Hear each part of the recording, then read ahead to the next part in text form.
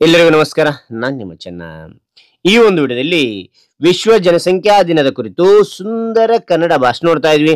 ಈ ಒಂದು ಭಾಷಣ ಅಂತ ಇಷ್ಟವಾಯ್ತಾ? ಇಷ್ಟವಾದ್ರೆ ಒಂದು ಲೈಕ್ ನೀಡಿ. ಒಂದು ಲೈಕ್ ಅನೇಕ ವಿಡಿಯೋ ಪ್ರೋತ್ಸಾಹ ತುಂಬ ಸಿಗುತ್ತೆ. ಇನ್ನೊಬ್ರು ಶೇರ್ ಮಾಡಿ, ಇಂಥ ಅನೇಕ ವಿಡಿಯೋ ಚಾನಲ್ ಸಬ್ಸ್ಕ್ರೈಬ್ ಆಗಿ. ಹಾಗಾದ್ರೆ ಈ ಒಂದು ಭಾಷಣ ನೋಡ್ತಾ ಕೇಳ್ತಾ ಮತ್ತು ಕಲಿತಾ ಹೋಗೋಣ ಬನ್ನಿ. ವೇದಿಕೆಯ ಮೇಲೆ ಆಸೀನರಾಗಿರುವ ಪ್ರಮುಖರೇ, ಮುಖ್ಯ ಅತಿಥಿಗಳೇ, ಮುಖ್ಯೋಪಾಧ್ಯಾಯರೇ, ಶಿಕ್ಷಕರೇ ಹಾಗೂ ನನ್ನ ಪ್ರೀತಿಯ ಗೆಳೆಯರೆಲ್ಲರಿಗೂ ಶುಭೋದಯ. ಈ ಒಂದು ಸಂದರ್ಭದಲ್ಲಿ ವಿಶ್ವ ಜನಸಂಖ್ಯಾ ದಿನದ ಕುರಿತು ನಿಮ್ಮೊಂದಿಗೆ ಮಾತನಾಡಲು ಬಯಸುತ್ತೇನೆ. ಪ್ರತಿ ವರ್ಷ ಜುಲೈ 11ರಂದು ವಿಶ್ವ ಜನಸಂಖ್ಯಾ ದಿನವನ್ನು ಆಚರಿಸಲಾಗುತ್ತದೆ.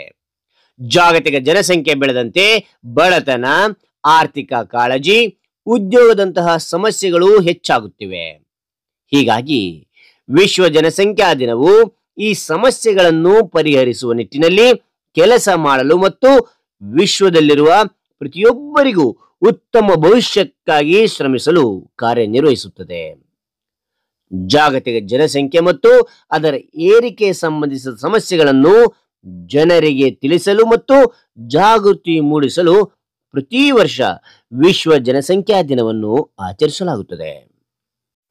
1987ರಲ್ಲಿ ವಿಶ್ವದ ಜನಸಂಖ್ಯೆಯು 5 ಮಿಲಿಯನ್ಗಿಂತಲೂ ದಾಟಿತ್ತು. ಅಂತಹ ಪರಿಸ್ಥಿತಿಯಲ್ಲಿ ಬೆಳೆಯುತ್ತಿರುವ ಜನಸಂಖ್ಯೆ ಮತ್ತು ನಮ್ಮ ಭೂಮಿಯು ಅಭಿವೃದ್ಧಿಯ ಮೇಲೆ ಅದರ ಪರಿಣಾಮದ ಬಗ್ಗೆ ಗಮನ ಹರಿಸಬೇಕಾದ ಅಗತ್ಯವಿತ್ತು. ಈ ಕುರಿತು ಇಡೀ ಜಗತ್ತಿಗೆ ಅರಿವು ಮೂಡಿಸಲು ಜನಸಂಖ್ಯಾ ದಿನವನ್ನು ಆಚರಿಸಲು ಆರಂಭಿಸಲಾಯಿತು.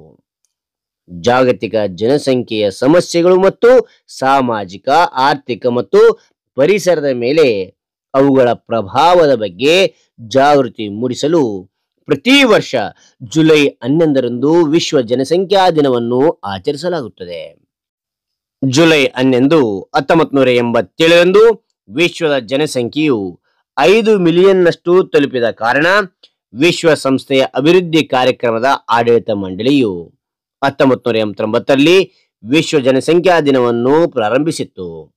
ಈ ದಿನವನ್ನು ಡಾಕ್ಟರ್ ಕೆ.ಸಿ. ಜಕರಿಯಾ ಅವರು ಸೂಚಿಸಿದರು. ವಿಶ್ವ ಜನಸಂಖ್ಯಾ ದಿನದ ಗುರಿಯು ಕುಟುಂಬ ಯೋಜನೆ, ಲಿಂಗ ಸಮಾನತೆ, ಬಡತನ, ತಾಯಿಯ ಆರೋಗ್ಯ ಮತ್ತು ಮಾನವ ಹಕ್ಕುಗಳ ಮೌಲ್ಯ ಸೇರಿದಂತೆ ಜನಸಂಖ್ಯೆಗೆ ಸಂಬಂಧಿಸಿದ ವಿವಿಧ ಸಮಸ್ಯೆಗಳ ಬಗ್ಗೆ ಜನರಿಗೆ ಜಾಗೃತಿ ಮೂಡಿಸುವುದಾಗಿದೆ. ವಿಶ್ವ ಜನಸಂಖ್ಯಾ ದಿನದ ಉದ್ದೇಶವು ಬಡತನ, ಆರೋಗ್ಯ, ರಕ್ಷಣೆ, ಶಿಕ್ಷಣ ಮತ್ತು ಲಿಂಗ ಸಮಾನತೆಯಂತಹ ಜನಸಂಖ್ಯೆಯ ಬೆಳವಣಿಗೆಗೆ ಸಂಬಂಧಿಸಿದ ಸವಾಲುಗಳ ಬಗ್ಗೆ ತಿಳುವಳಿಕೆ ಮೂಡಿಸುವುದಾಗಿದೆ.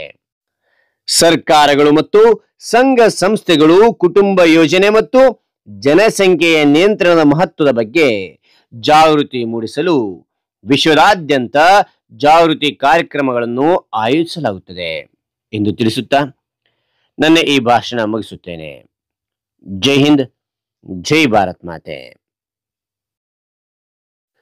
ಹಾಗಾದ್ರೆ ಒಂದು ಭಾಷಣ ಅಂತ ಇಷ್ಟವಾದ್ರೆ ಒಂದು ಲೈಕ್ ನೀಡಿ. ಒಂದು ಲೈಕ್ ಅನೇಕ ವಿಡಿಯೋ ಪ್ರೋತ್ಸಾಹ ತುಂಬ ಸಿಗುತ್ತೆ. ಇನ್ನೊಬ್ರು ಶೇರ್ ಮಾಡಿ, ಇನ್ನೊಬ್ರು ಸಾಧ್ಯ ಅಂತ ಅನೇಕ ವಿಡಿಯೋ ಚಾನಲ್ ಸಬ್ಸ್ಕ್ರೈಬ್ ಆಗಿ. ಮತ್ತೊಂದು ಹೊಸ ವಿಷಯದೊಂದಿಗೆ ಭೇಟಿ ಆಗ್ತೇನೆ. Thank you for watching. Bye.